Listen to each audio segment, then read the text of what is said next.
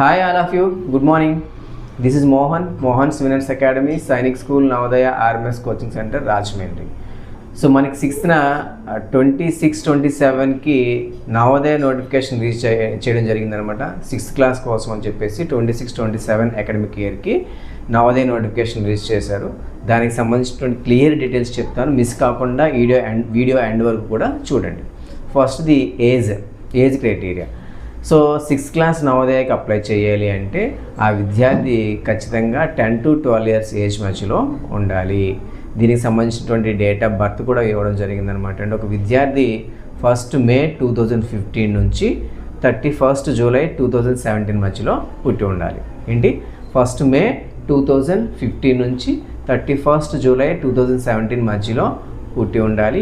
ఇంకా class criteria చూసుకుంటే కనుక ఖచ్చితంగా 26-27 అకాడమిక్ ఇయర్లో ఆ విద్యార్థి 5th క్లాస్ చదువుతూ ఉండాలి లేదా పాస్ అయి ఉండాలి. ఓకేనా. నెక్స్ట్ రూరల్ అర్బన్ క్రైటీరియా చూసుకుంటే కనుక ఒక విద్యార్థి రూరల్ విద్యార్థి అయి ఉండాలి అంటే కనుక ఖచ్చితంగా ఆ విద్యార్థి 3rd, 4th, 5th క్లాసుల్లో రూరల్లో చదువుతూ ఉండాలి. రూరల్లో ఉన్నటువంటి స్కూల్లో చదువుతూ ఉండాలి అనమాట అండి. ఆ స్కూల్ రూరల్ బ్యాక్గ్రౌండ్లో ఉందా, అర్బన్లో ఉందా అనేది మీ స్కూల్ ప్రిన్సిపల్ గారిని అడిగితే ఆయన చెప్తారనమాట అండి. దాన్ని బట్టి మీరు రూరల్ క్యాండిడేట్, అర్బన్ క్యాండిడేట్ అనేది కూడా డిసైడ్ అవుతుంది అనమాట అండి. ఓకేనా. రైట్. అంటే రూరల్ క్యాండిడేట్కి 75% సీట్స్ రూరల్ క్యాండిడేట్కి ఉంటాయన్నమాట అండి. 25% సీట్స్ అర్బన్ క్యాండిడేట్కి ఉంటాయి. అంటే రూరల్ వాళ్ళకి జనరల్గా నవోదయ స్కూల్స్ అనేవి రూరల్ విద్యార్థుల యొక్క డెవలప్మెంట్ కోసం అనేది ఏర్పాటు చేయడం జరిగింది కాబట్టి ఎక్కువగా రూరల్ విద్యార్థులకి ఎక్కువ అవకాశాలు ఇవ్వడం కోసం అని చెప్పేసి వాళ్ళకి ఎక్కువ సీట్స్ అలొకేట్ చేయడం జరిగింది అనమాట. ఓకేనా. సో అయితే ఈ 3 క్లాసెస్లో 3rd, 4th, 5thలో ఈ 3 క్లాసెస్లో ఒక క్లాస్ అర్బన్లో ఉన్న ఆ విద్యార్థి అర్బన్ క్యాండిడేట్ అయిపోతాడు. కాబట్టి మీరు రూరల్లో ఉన్నారా, అర్బన్లో ఉన్నారా అనేది తెలుసుకోండి. నెక్స్ట్ వచ్చేసి అర్బన్ క్యాండిడేట్స్కి 25% సీట్స్ మాత్రం అర్బన్ క్యాండిడేట్స్కి ఉంటాయన్నమాట. ఓకేనా. నెక్స్ట్ వచ్చేసి మనకి డాక్యుమెంట్స్ ఏం కావాలి అంటే ఫస్ట్ది విద్యార్థి యొక్క password size photo, recent password size photo కావాలి.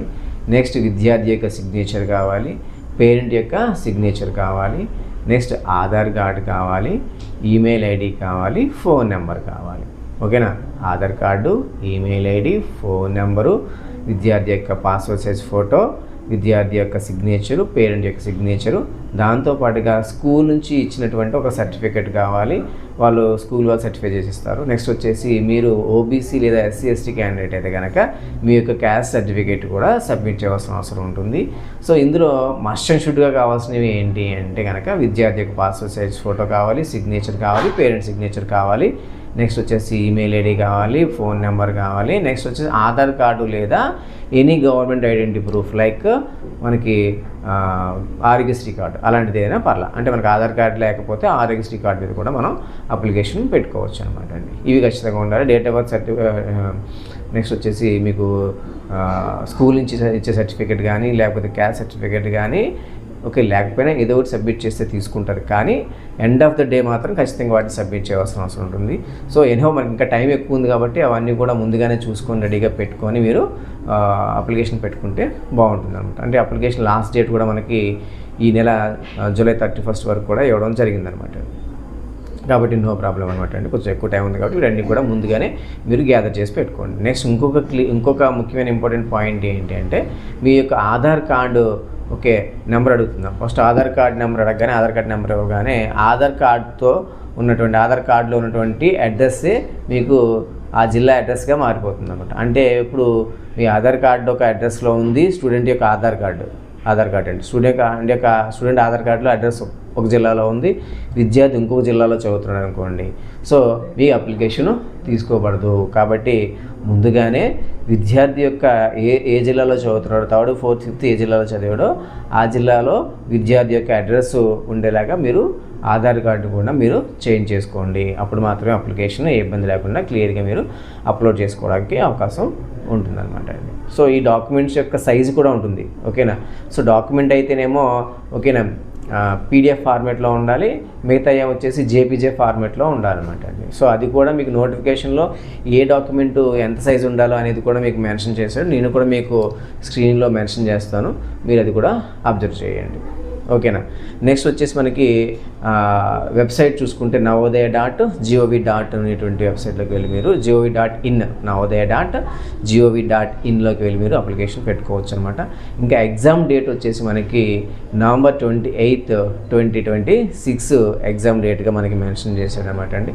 ఒకవేళ అప్లికేషన్ లాస్ట్ డేట్ ఏమైనా మెన్షన్ ఇంకా ఎక్స్టెండ్ చేస్తే చేయొచ్చు, అదంతా సెకండరీ. ఈ లోపు మాత్రం మీరు డాక్యుమెంట్స్ అన్నీ కూడా రెడీ చేసుకొని ఉంచుకుంటే మంచిది అనమాట అండి. ఓకేనా. సో ఒక క్యాండిడేటు ఓకే అడ్రస్ ఒక జిల్లాలో ఉంది, స్కూల్ చదివేది ఒక జిల్లాలో ఉందనుకోండి, ఖచ్చితంగా మీరు ఎలిజిబుల్ కారు అనమాట అండి. రెండు కూడా ఒకే జిల్లాలో ఉండాలి. కాబట్టి అడ్రస్ కూడా చూసుకోండి ముందుగానే. ఓకేనా. రూరల్లో అర్బన్ క్యాండిడేటా కాదో కూడా చూసుకోండి. సో రూరల్ క్యాండిడేట్కి అయితే ఎక్కువ అవకాశం ఉంటుంది. ఎవరైనా కోచింగ్ జాయిన్ అవ్వాలనుకున్నా సరే ఇంకా తక్కువ టైం ఉంది కాబట్టి లాస్ట్ టైం కంటే ఎక్కువ ముందుగా పెట్టేశారు. లాస్ట్ టైం అయితే మనకి డిసెంబర్లో ఎగ్జామ్ జరిగింది, అంతకుముందు జనవరిలో ఎగ్జామ్ జరిగింది. ఈ ఇయర్ వచ్చేసి నవంబర్లో అంటున్నాడు. సో మనకి ఎనీహౌ రిజల్ట్ వచ్చేసి ఓకే మార్చ్ ఏప్రిల్ కల్లా మన రిజల్ట్ వచ్చేస్తుంది మనకి. కాబట్టి ఎవరైనా కోచింగ్ జాయిన్ అవ్వాలనుకుంటే as early as possible join చేసుకోండి. ఓకేనా. రైట్. ఇంకా ఏదైనా ఫర్దర్గా మీకు డీటెయిల్స్ కావాలన్నా, ఏమైనా డౌట్స్ ఉన్నా నా నెంబర్కి మీరు కాల్ చేయొచ్చు అనమాట అండి. All the best.